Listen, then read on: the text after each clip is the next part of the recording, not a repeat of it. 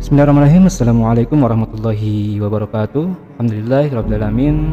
Teman-teman yang dirahmati Allah, dalam video ini kita akan membahas mengenai the power of change. Kenapa kita harus berubah? Selamat menyimak. Semoga setelah menyaksikan tayangan ini teman-teman mendapatkan insight, mendapatkan pandangan baru untuk hidup yang lebih baik.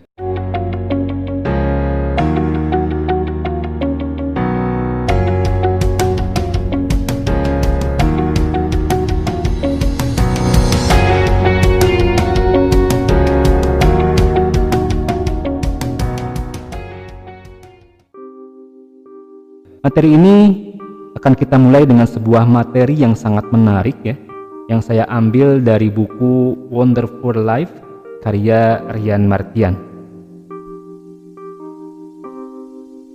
Kenapa kita harus berubah? Dunia ini berubah. Tidak ada yang abadi kecuali perubahan itu sendiri. Coba kita perhatikan perubahan apa yang terjadi selang 10-20 tahun ke belakang. Berapa kali presiden kita berganti? Berapa usia kita sekarang? Lihat diri kita, lihat orang-orang terdekat kita saat ini. Di mana kita sekarang? Bukankah semuanya berubah? Semenjak dulu kita memang berubah. Begitu pula dengan masa depan kita. Namun, apakah perubahan itu adalah perubahan yang memang kita rencanakan? Atau perubahan yang mengalir begitu saja, sehingga kita tidak sadar bahwa ternyata sudah berubah? Jika kita diberikan kesempatan kembali kepada masa lalu, apa yang akan kita lakukan dengan masa lalu kita?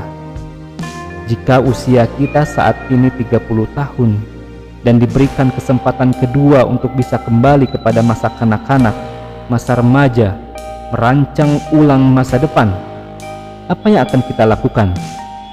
Apakah kita akan melakukan seperti apa yang kita lakukan di kesempatan pertama, sehingga kita kembali mengulang kepada kondisi saat ini? Tentu saja jawabannya tidak sama. Sesukses apapun seseorang, sebagian besar dari mereka pernah menyesal dengan apa yang terjadi dengan kehidupan mereka. Selalu ingin jika bisa kembali ke masa lalu dan memperbaiki semua keadaan yang saat ini mereka hadapi.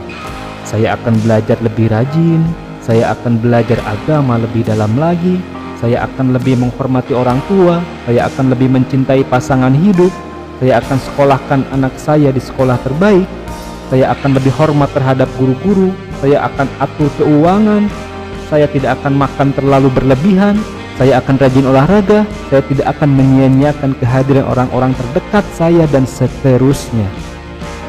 Ini adalah bukti bahwa masa lalu benar-benar mempengaruhi diri kita saat ini. Nasib kita dan semua perolehan diri kita, finansial, relasi, pekerjaan, kesehatan, hubungan kita dengan orang lain dan sebagainya. Masalahnya adalah bahwa kita tidak akan mungkin ke masa lalu dan memperbaiki apa yang akan terjadi saat itu. Masa lalu adalah masa lalu yang tidak akan pernah kita lewati untuk yang kedua kalinya. Sebaliknya, justru kita masih memiliki kesempatan untuk merubah diri kita di masa yang akan datang. Karena jika saat ini kita dipengaruhi oleh setiap perolehan di masa lalu, tetapi perlu diingat bahwa masa lalu tidak mempengaruhi apapun yang akan kita peroleh di masa yang akan datang. Masa yang akan datang di mana 10 hingga 20 tahun yang akan datang, seperti apa kondisi finansial dan pekerjaan kita, kondisi spiritual, hubungan kita dan yang lainnya, justru dipengaruhi oleh apa yang kita lakukan saat ini. Masa kini dipengaruhi oleh apa yang kita lakukan di masa lalu, dan masa depan kita dipengaruhi oleh apa yang kita lakukan saat ini. Untuk mendapatkan perubahan di masa depan, diperlukan perubahan saat ini juga. Jika kita masih menyesali dengan apa yang terjadi pada masa lalu kita, Bertaubatlah, taubat yang sebenar-benarnya, taubatan nasuha. Biarkan masa lalu itu lewat dan menjadi bahan refleksi diri kita, referensi kita agar tidak terjatuh ke dalam masalah yang sama. Fokuslah dengan apa yang kita inginkan dan apa yang harus kita lakukan untuk mewujudkannya. Mungkin orang lain, bahkan orang-orang terdekat selalu melihat diri kita seperti apa dulunya. Tetapi percayalah bahwa masa lalu hanyalah pelajaran buat kita dan bukan menjadi patokan setiap keberhasilan kita di masa yang akan datang. Berubahlah, atau kalian akan terlindas oleh perubahan itu sendiri. Teman-teman, bagaimanakah caranya untuk merubah diri kita menjadi lebih baik? Mungkin akan banyak teori yang bisa menjawab pertanyaan ini. Sebagian orang akan menjawab, kita harus fokus, kita harus gigih, kita harus punya manajemen waktu, kita harus punya kesabaran, kerja keras, dan lain-lain jawabannya. Tapi semua itu akan sulit merubah diri kita tanpa kita memiliki komitmen yang kuat dalam diri kita. Ya, komitmen dengan kemauan yang sangat besar dalam diri kita untuk berubah. Dengan komitmen kita bisa menggerakkan pikiran, hati, dan badan kita untuk perubahan-perubahan yang kita inginkan. Komitmen adalah langkah awal kita menuju tangga kesuksesan.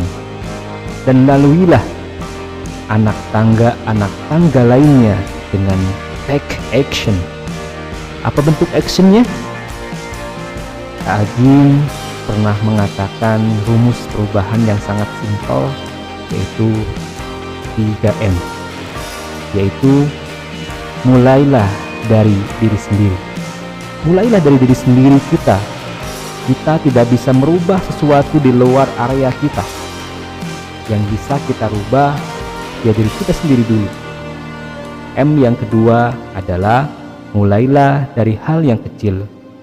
Mulailah perubahan dari hal-hal kecil yang bisa kita lakukan.